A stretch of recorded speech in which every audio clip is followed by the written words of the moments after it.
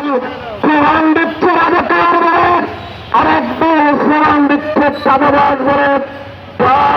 আমরা মনে করি এটি আবার নতুন ষড়যন্ত্র, জাতিকে দ্বিধা বিভক্ত করা।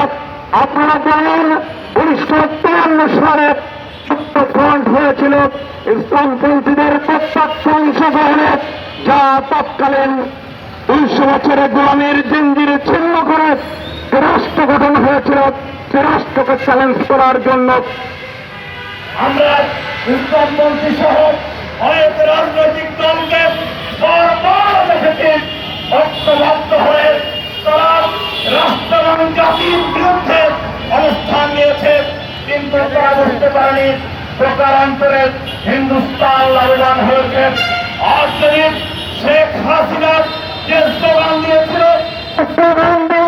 জাতিকে দ্বিধা বিভক্ত করে রাজাকার বলে বলে দীর্ঘদিন রাষ্ট্র শাসন করে খুন গুম দখল করেছিল, যা আমাদের ছাত্র বন্ধুরা গত বছর তাকে রাজাকার স্লোগানের কারণে বিদায় দিয়েছে। আজ যদি আবার এ ধরনের জাতিকে বিভক্ত বিষয়গুলিকে সামনে আনা হয়, প্রকারান্তরে দিল্লি লাভবান হবে। এজন্য শতবর্ষের প্রভাব এবং ঐতিহ্যবাহী রাজনৈতিক অস্তিত্ব থেকে আমরা বিএনপি এবং ইসলামপন্থী রাজনৈতিক দলগুলোকে উদাত্ত আহ্বান জানাতে চাই। আপনাদের ভিতরে ইতিমধ্যে যে হানাহানি, ইতিমধ্যে যে অনৈক্য তৈরি হয়েছে, এই অনৈক্যের ফলশ্রুতিতে লাভবান হবে দিল্লি।